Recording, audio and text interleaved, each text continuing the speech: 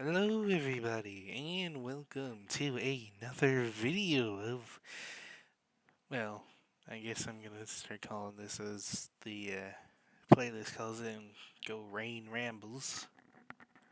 But of course it's another one of the tf2c vids that I have been making here.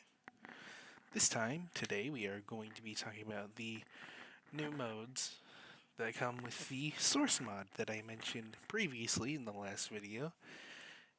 So let's get right into it. Alright, so, excuse me. Hello and welcome back, of course. And we will be going over 4 Team and VIP today, which is the two newest modes, at least from what I know knowledge-wise. I know that, potentially there is one, I think. But yeah, these are the ones I am sure of are the new modes and whatnot, because of how old TF2 is, and I still like playing it wise. I'm still new to regular TF2 anyhow, and like I'm I constantly have to go in there to check sometimes. So TF2C is where I mainly play though for the moment. Anyhow though, we have 4 Team for the first one, usually abbreviated to just the number itself and then team, which of course adds 2 more teams to the mix, which are Green, the Global Radio Network. The Green team, as you can see as it developed, seemingly, which is we can see here through the concept art, has gained more of a rounded building shape compared to red or blue, while the other team, yellow, yard logistics workers, have more of a, as things developed, trapezoid shape, which I really do enjoy that, because you can see here that it shows the differences in the shapes, which really adds a lot of character to the world. And I personally do like this idea that not only are the colors different, but the way they build and the way they are structured are different. Because yes, here are the mercenaries that we have, but also here is what their actual jobs are. And I really do love how it's conveyed. Personally, really enjoying green structures because of how they are, but I do enjoy the more, these things seem like it'd be for, well, yard work, and by their thing they seem to have gone more of a fishing route over time, which I actually kind of like, them being these are the harbor workers and whatnot, which is really cool. I really like this design strategy that they've come up with for the 2 new teams. 4 Team, though, is unique, as it plays on other modes, of course, because it's just 4 teams. The current ones are Arena. For Arena, we have Flask and Floodgate. For Domination, we have Hydro Domination form.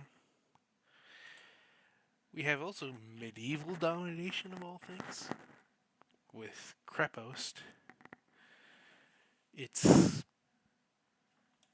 I'll get to it in a second, I'm talking about all of them. And we also have a King of the Hill map, Frigid. Oh boy.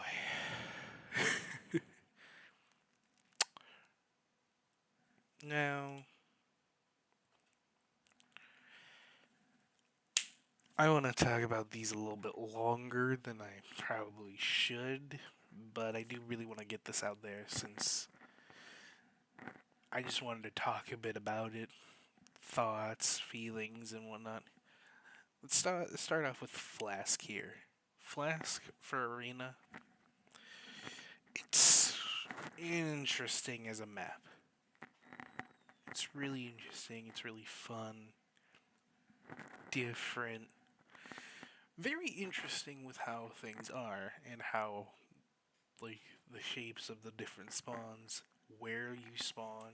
Like if I remember correctly, I think like blues here, uh, yellow I know is here. Red's here because you can tell by the more robust red, and I think yellow's right over here. This is the center point right there where my cursor is pointing. Overall, it's an okay map, but this is one of the times like the difference in designs, the difference in areas, like kind of mess with it a little bit. The spawns are okay in themselves, but you definitely have to like quickly get a foothold with Arena. But it's still a fun map. Floodgate, as you can see, it's a very symmetrical map. You still see the little differences. You see where yellow spawns, green spawns, blue, red, etc. I know like yellow's up in the corner here. I think blue is there, red's here, I believe. I believe. I could be wrong, but it's very fun mode. But with 4 teams, it definitely adds to it.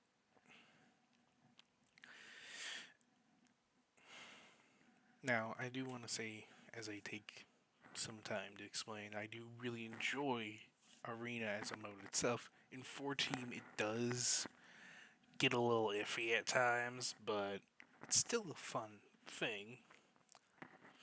It's just that now you really have to put the team in Team Fortress here because you're down a couple people.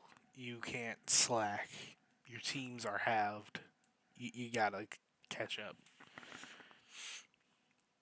Domination Hydro.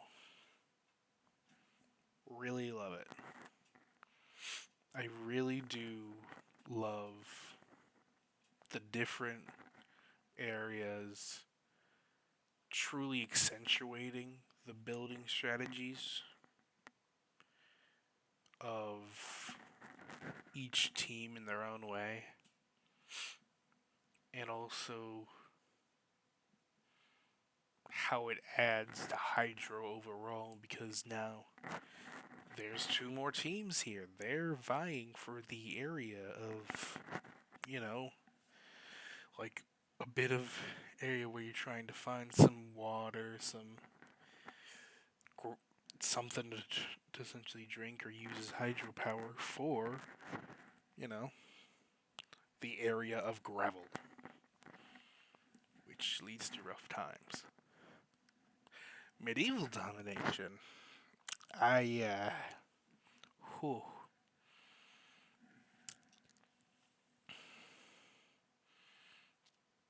I I think this was made like because if I remember right, people kept asking for stuff for medieval mode, but they didn't. The devs didn't want to touch on that, but I cannot confirm that because I don't know if that's just being what's being said. So I could be very much wrong. But as a map, it as a medieval map, it's specifically one that's for Steam. It's a pretty good map. It's pretty fun. The thing is, you're playing medieval mode. You're restricted to your melee weapons for the most part, but you're also kind of basically trying to deal with things. Excuse me. and also get to places really quickly. Like, it's still, this is a four-way to group keep where you're not unlocking points.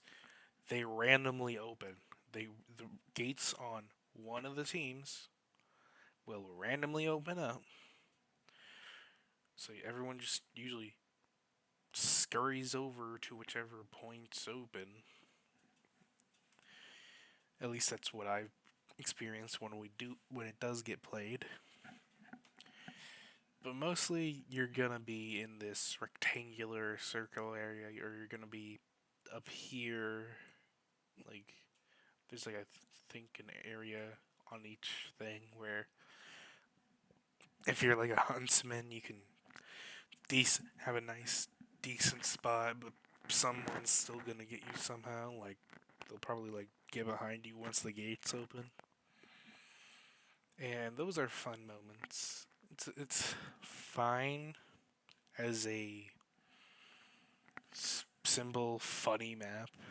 Like, no matter the circumstance of how it was added, I think it's a really good, fun map to play on, even just for shits and giggles and stuff. It's a fine map. Frigid. This is the latest, and personally, my favorite of the four teams. Because of, well, it still leads into the differences of the different places. You're all converging in the center area here, which of course is under this building, but the point is the center point. You are trying to keep control of that single spot for long enough. And honestly, that's kinda. I don't have too much to say. It's a really nice map. It allows for a lot of different classes to shine at some points, despite the lower numbers of players on each team. But you have a lot to work with. And it's a fun, nice, cold map. And I really do like it overall. And now we're gonna move on finally to VIP mode. This game mode has 4 maps, which are as follows. As you saw there, the order, we have Harbor, Mineside, Trading Yard, and Badwater. Now, before I move on to the next slide, I do want to talk a little bit about each of these, just a little, though I may ramble on longer than I initially intend. Harbor, pretty good map. Pretty good. You're not gonna be. It's very good push back and forth between the two teams, and it's really fun with how you can get there to the different points that you have to take over, see, and oversee. Then we have, believe, this one right here is Mineside, because I remember the little area there. Yeah, I think it's Mineside. And Mineside is also really fun. I do like that in this one, you have to pick something up as the VIP because it means that you are not the only thing. You're not just acting as the objective. You have to physically carry it to there. And I do like, if you can see it, there's like a little wall here. That opens up when you get to the point with the intelligence, essentially. It opens up the door, and you have to capture the point, which is just help the slow VIP make sure his area is safe to get into his vehicle and get out.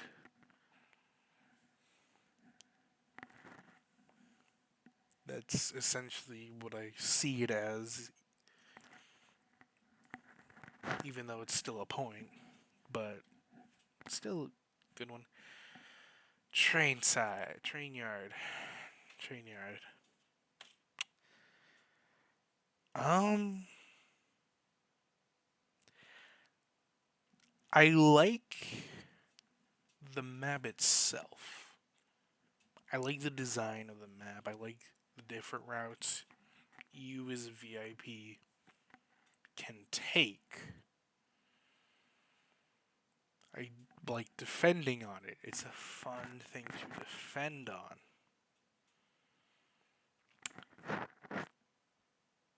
But VIP on this map, since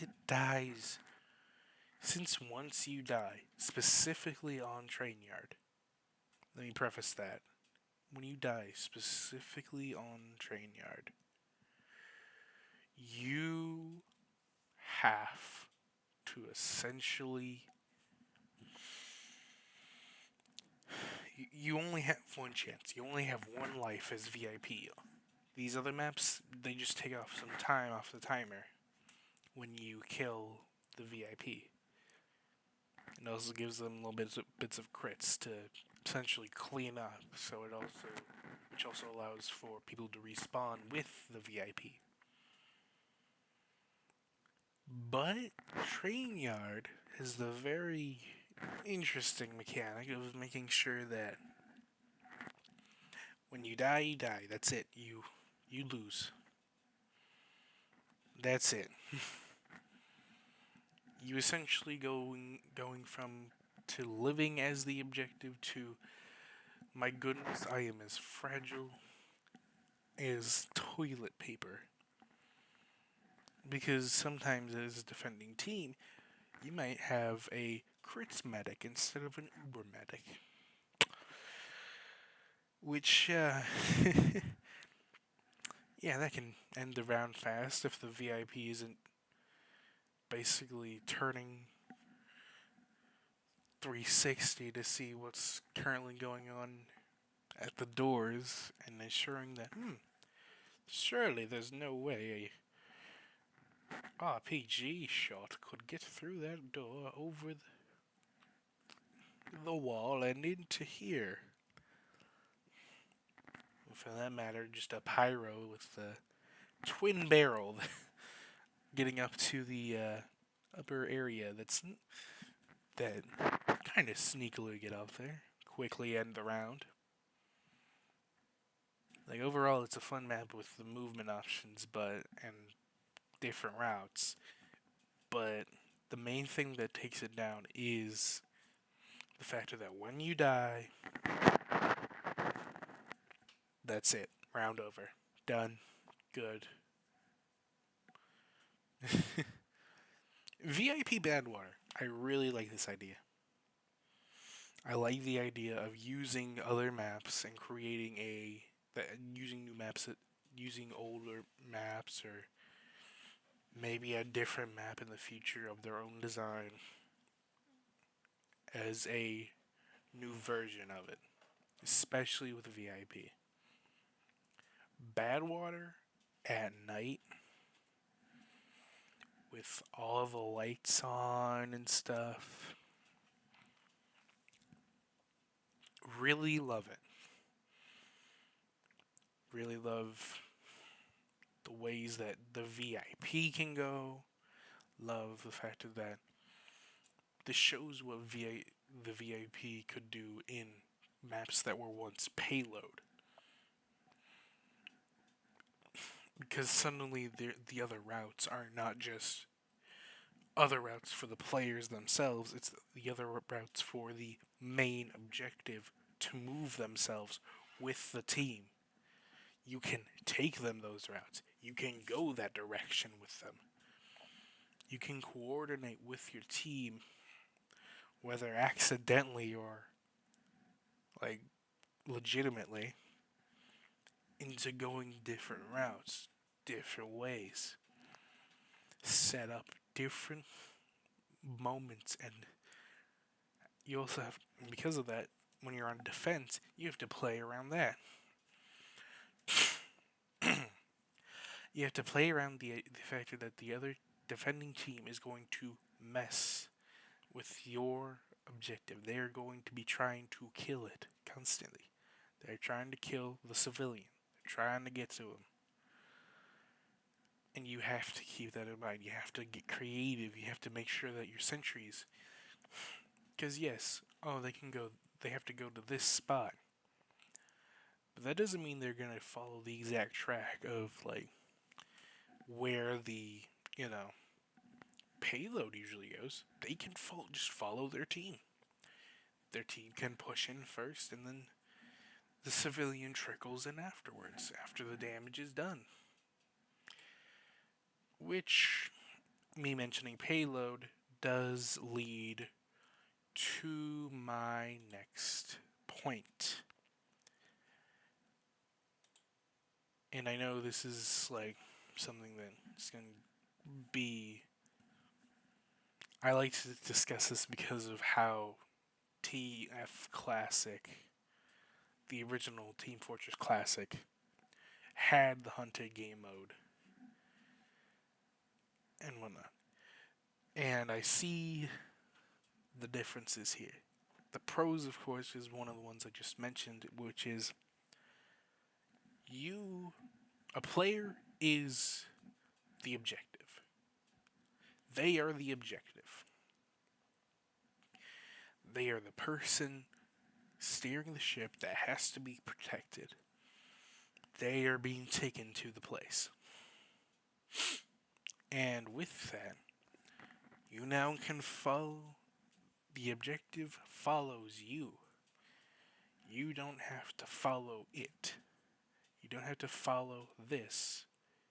The player playing as the VIP can follow you, can follow the group of your teams. Maybe some go off to flank, but civilians typically will stick with the bulk. Maybe he'll go with the flank to get a surprise while the main bulk is trying to inch their way in, since they are the most hefty and filled with different teammates trying to take down sentries and such. That once they do that, the flankers flank and civilian goes. And civilian, of course, has this little umbrella. Doesn't do too much melee damage, but it does enough as a melee for an objective. But you can also give buffs with it, which I really like. You still give off a little healing radius, so you'll slowly heal. It's not as good as like medic, where it can, if you haven't been healed in a while, it'll juice you up really fast. No. It's just a constant check of, is there someone in the radius? Can they be healed? Okay, heal.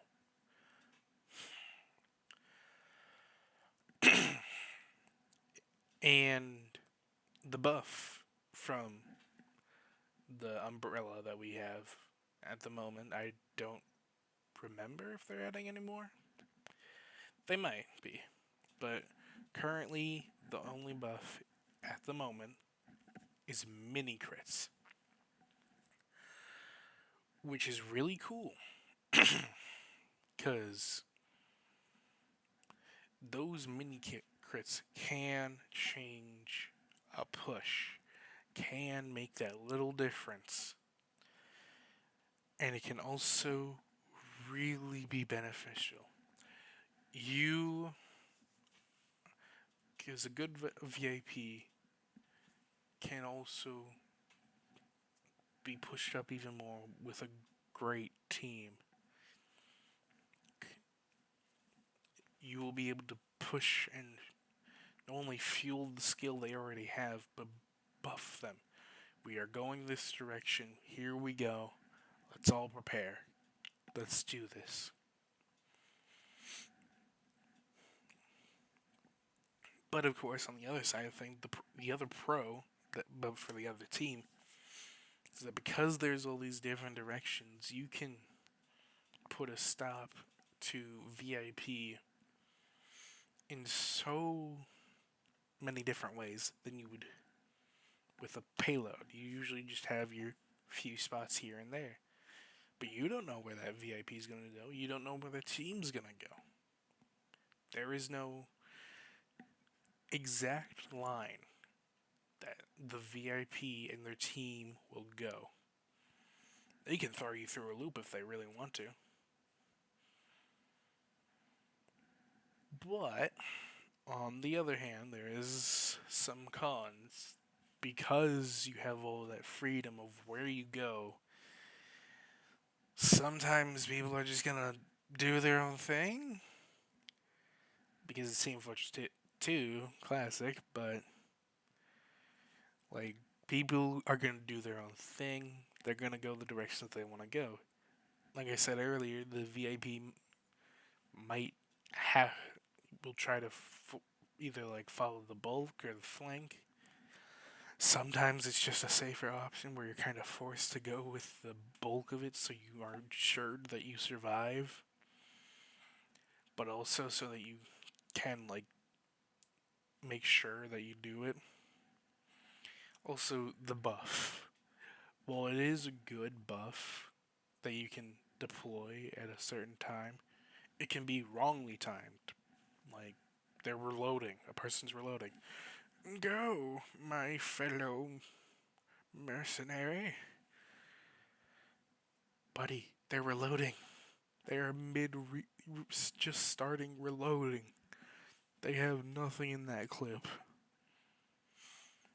But there's also the one of which is an achievement. You could accidentally do it to a spy. Yeah, that's that's a spicy one. You can accidentally aid in your own timely demise. Or, shoot, you might even accidentally get the wrong person if you're too close together. And also, player skill and the differing maps really depend on how long the VIP may survive. Like, there are still wins that happen on Train Yard with the VIP. They happen. But the estimated, like, time is not long. It's a small map, and you gotta hope your team can push you up there. But the real big difference between the payload and VIP, in my opinion, is that instead of you don't replenish ammo, you are not a cart. You don't have metal or metal to be turned into ammunition of any kind. You are a person who's just very important. That is it. You are not replenishing ammo, and as such, you really gotta make sure your team is stocked up. Can we do this push? Can we do this? Because you gotta keep in mind that because you're going all these different directions, ammo is gonna be used a lot. Just as much as it would be in payload, but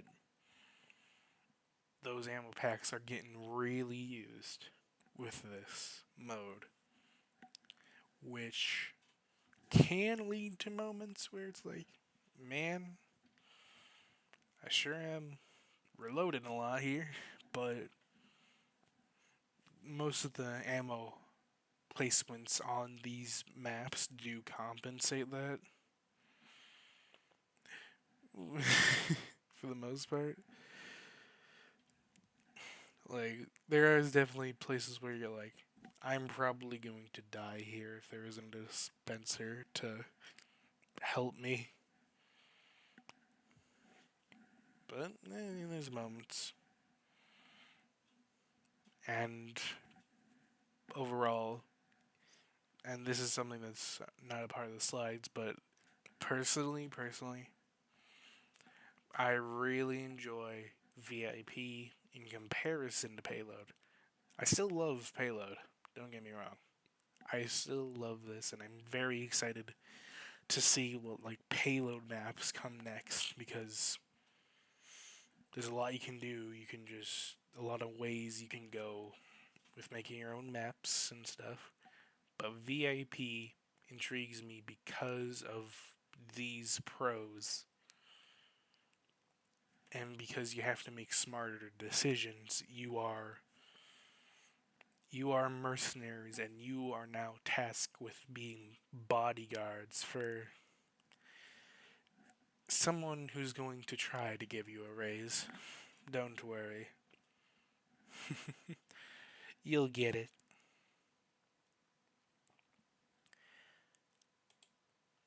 Now, this is a different little thing I wanted to do.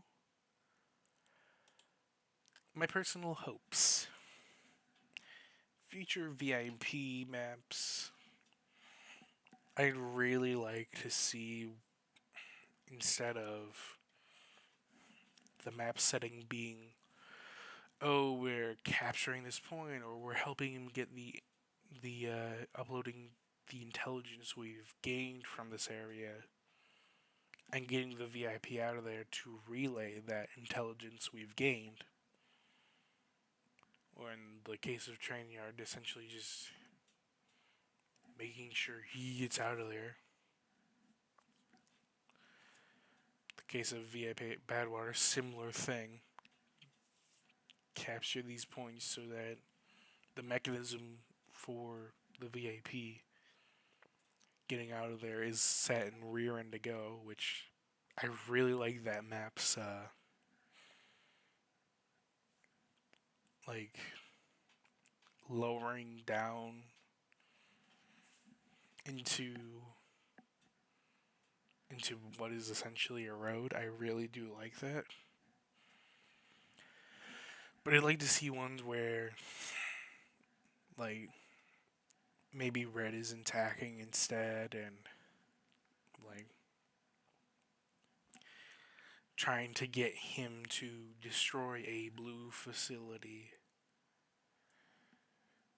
Trying to see, where he's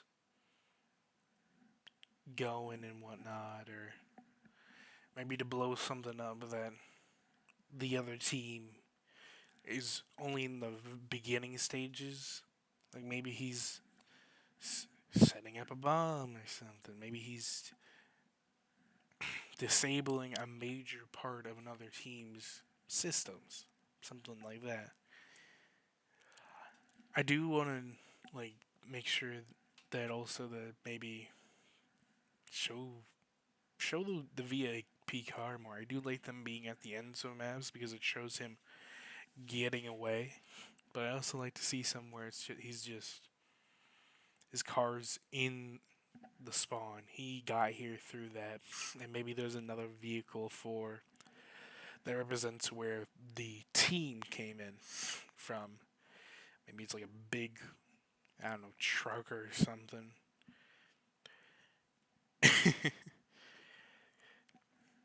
Because I'd like to see it show that he's been traveling. He is doing work. He may be just a civilian, but he is a VIP for a reason. He's letting that intel go out. And also, I do want to see like routes that can be defended well and alternate routes for the VIP to go explored. And I do like seeing that they can also be nicely defended, like in I believe it's Harbor. It's the one where it ends on the inside area with red, where there's that little window and that you can shoot out of or into with the crosswalk. I'd really like to see more things explored like that as well, because the different spawns, the different routes the defending team can go, and the way that the attacking team can go can be very fun and interesting, especially with the addition of jump pads that I mentioned last time. Jump pads have unlocked a whole new world of gameplay positioning and adding into maps, because it's not teleporters, it's something different. You can play around with a bit more, and in some maps, it actually adds a lot more, which we've seen in old maps. Sometimes that adds a bit of flavor. Like, oh, you couldn't get up there originally unless you did this, like, real interesting, like, jump on the pixels of wood against a wall in Barn Blitz. But a jump pad will get you up there just easily. I'd like to see that kind of thing explored in VIP maps as well, because I do really like the difference between teleporter and jump pads and what they offer and how good they can be in certain situations. For 4 teams, I really like to see more of, like, when they mirror it. I do want to see more of their building styles included in the places. I want to make it seem like these individual groups did indeed, like, all try to come to this spot in their own ways, but now here they are trying to fend for themselves in a attempt to look very powerful, but they just still kind of look silly because it's this world. So because they're fighting over gravel pit here, and I'd like to see, like, maybe a CTF map. I know that'd be silly just to have a personal hope, but I do really want to see how that would be done, because what would how would the different routes be? How would each team build those routes that allow them to get out? How would they try to have for, like, areas of defense for where different teams, for, like, setting up spots to prepare or have, like, a sentry or a sniper? What areas? What are they focusing on? What does this area look in comparison to that area, essentially? And big one right down here, I do want to see, similar to the scientist Easter egg that I do keep seeing popping up in the maps in some places. I'd love to see more of that. I'd love to see, like, how, like, blue, red, yellow, green, how it looks to the outside world, like what their businesses actually do when it's not a mercenary time. What is green doing? What is yellow doing? What is red doing? What is blue doing? Like, these two are pretty obvious. Demolition mainly, and this one's building. Global radio, how is it taking over those radio waves? What's doing to spread its broadcasts? Why is it doing that? Yellow, what yards do they work with? What shipping containers? What are they doing with, like, the uh, the the yards they are working at? What are they moving around? Are they the ones that control crates that go to some of these other ones and they're just starting to step into the game? And this one's broadcasting a bit more about the madness of the other ones while trying to play into its own game. I'd like to see just Easter eggs of it. It doesn't have to be full on lore things. I just like to see little Easter eggs of it. Just like, hey, yeah, they're doing stuff. Don't worry, they are existing in the world outside their little bubble.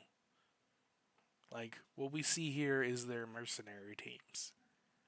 I'd like to see a little expand into what they do, what the regular work looks like.